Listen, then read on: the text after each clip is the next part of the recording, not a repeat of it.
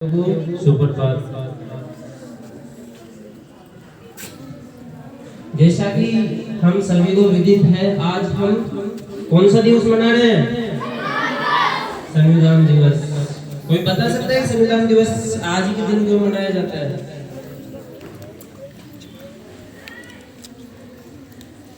कोई भी स्टूडेंट बताएगा? क्योंकि आज के दिन ही हमारा संविधान बनकर तैयार हुआ था। संविधान को बनाने में 2 वर्ष 11 माह और 18 दिन का समय लगा था। तो संविधान दिवस, संविधान बनाने में हमारे जितने भी क्रांतिकारी, हमारे जितने भी शिक्षाविद और जितने भी विद्वान थे, सबका योगदान रहा है। तो देखो, सबसे पहले संविधान की शुरुआत बताता हूँ। संविधान कैसे अस्तित्व में आया था।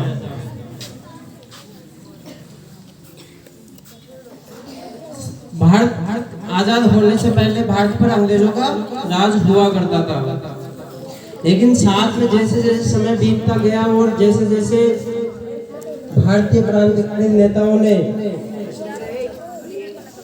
पूरी जनता को अपने एकजुट करके अंग्रेजों के विरुद्ध लड़ाई लड़ी, साथ में ही संवैधानिक विकास किया गया। तो सबसे पहले एक तो अगस्त प्रस्ताव 1940 में आया था। उसमें प्रत्यक्ष रूप से संविधान बनाने की बात कही गई थी। उसके बाद में 1942 में आता है क्रिप्स मिशन, जिसमें संविधान सभा का उल्लेख किया गया था। कहा गया है कि खुद भारतीय अपना संविधान खुद बनाएंगे।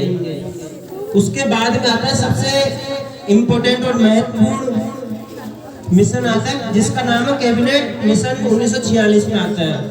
उसमें साफ तौर पर कहा जाता है कि हम भारत को आजाद करेंगे और भारत स्वयं, भारत का संविधान स्वयं भारतीय बनाएंगे।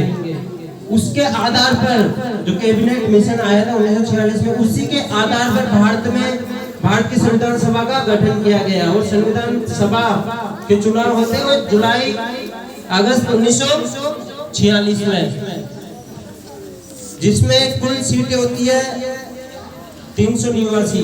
उसमें से 296 सीटों पर चुनाव होते हैं। जब 296 सीटों पर चुनाव होते हैं तो उसमें काफी कांग्रेस थी, मुस्लिम लीग थी और अन्य दल भी थे जिन्होंने चुनाव में भाग लिया था। तो इन संविधान सभा के चुनावों में सबसे ज्यादा बहुमत मिला था वो कांग्रेस को मिला था, जिसमें 208 सीटें जीती थी कांग्रेस ने, और मुस्लिम लीग ने जीती थी 73 सीटें। उसके बाद में मुस्लिम लीग इन संविधान सभा की बैठकों का बहिष्कार करती है, किंतु संविधान सभा की प्रथम बैठक होती है 9 दिसंबर 1946 में, जिसमें मुस्लिम लीग और सभी शामिल होते हैं। और उस संविधान सभा में सबसे जो बुजुर्ग आदमी थे एसएन सिन्हा, उनको संविधान सभा का अध्यक्ष बनाया जाता है 9 दिसंबर 1946 दिन। जब 1789 में फ्रांस की क्रांति हुई थी, उस समय जो वहां पर रीति रिवाज था कि सबसे बुजुर्ग को अध्यक्ष बनाया गया, उसी के आधार पर भारत में भी जो सबसे बुजुर्ग थे संविधान सभा में 1946 में, वो था एसएन सिन्हा, उनको संविधान सभा का अध्यक्ष बनाया गया था। फिर बाद में चुनाव होते हैं संविधान सभा के जो प्रत्यक्ष अध्यक्ष है, उसके जो स्थायी अध्यक्ष है वो बनते राजेंद्र प्रसाद। 11 दिसंबर 1946 को राजेंद्र प्रसाद संविधान सभा के अध्यक्ष बनते हैं। जब 11 दिसंबर 1946 को अध्यक्ष बनते हैं, लेकिन वो अपना कार्यभार ग्रहण करते हैं 12 दिसंबर 1946 को। तो इनका बहिष्कार किया मुस्लिम लीग ने, इनकी बैठकों का बहिष्कार किया, जो भी प्रस्ताव पारित करे तो उनका बहिष्कार किया। इसलिए अंततः यह निर्णय लिया गया कि भारत का विभाजन किया जाए। और लास्ट में इनके पास सीटें बचती है जो भारत में थे। भारत के 2 टुकड़े हुए थे, पाकिस्तान, एक पश्चिमी पाकिस्तान थे, पूर्वी पाकिस्तान था। तो जो 389 सीटें आई थी, उसमें से सिर्फ 299 सीटें भारत में बची थी। नहीं यार। और जब इसके बाद में जब भारत पाकिस्तान और भारत आजाद हुआ 15 अगस्त 1947 को,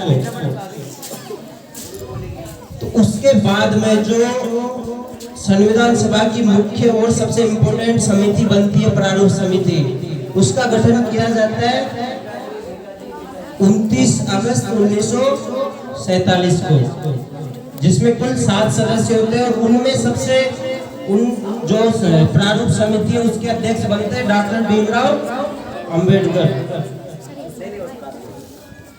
उन्होंने हमारे संविधान में बनाने में काफी योगदान रहा है। उनका जो मुख्य समिति रही उसके अध्यक्ष रहे हैं। साथ में उन्होंने 60 देशों के संविधान को पढ़कर जो भारतीय संविधान उसका प्रारूप तैयार किया था उन्होंने। तो देखो तो इधर है। तो इस प्रकार जो संविधान बनने में समय लगा था 2 वर्ष 11 माह 18 दिन। तो संविधान बनकर तैयार हुआ था आज के दिन 26 नवंबर 1949 को, किंतु इसे 26 नवंबर 1949 को ही पारित नहीं किया गया, लागू नहीं किया गया, सिर्फ बना था ये। इस दिन संपूर्ण हुआ, इसका कार्य संपूर्ण हुआ था।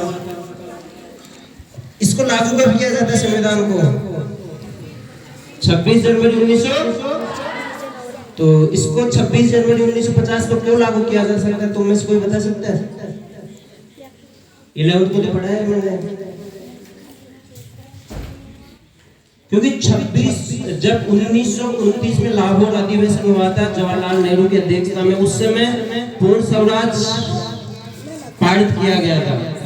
और जो ब्रिटिशर्स थे उनसे कहा गया था कि अगर आप हमारी बातों को नहीं मानेंगे तो हम पूर्ण 26 जनवरी 1930 को पूर्ण स्वराज दिवस मनाएंगे। और उस दिन सभी भारतीयों ने रावी नदी के तट पर 26 जनवरी 1930 को पूर्ण स्वतंत्रता दिवस मनाया गया। उसी ऐतिहासिक दिन को यादगार बनाने के लिए, हमेशा यादगार सजोने के लिए 26 जनवरी 1950 को ही संविधान को लागू किया गया था।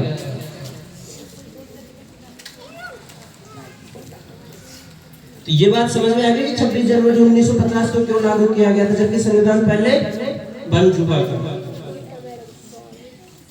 तो इस प्रकार से जब संविधान बना तो 2015 में जब नरेंद्र मोदी जी आए प्रधानमंत्री, तो उन्होंने संविधान दिवस की घोषणा की 26 जनवरी को मनाने के लिए। 26 नवंबर को मनाने के लिए प्रधानमंत्री ने घोषणा की कि आज से हम 26 नवंबर को प्रतिवर्ष संविधान दिवस मनाए जाएंगे। धन्यवाद आप सभी।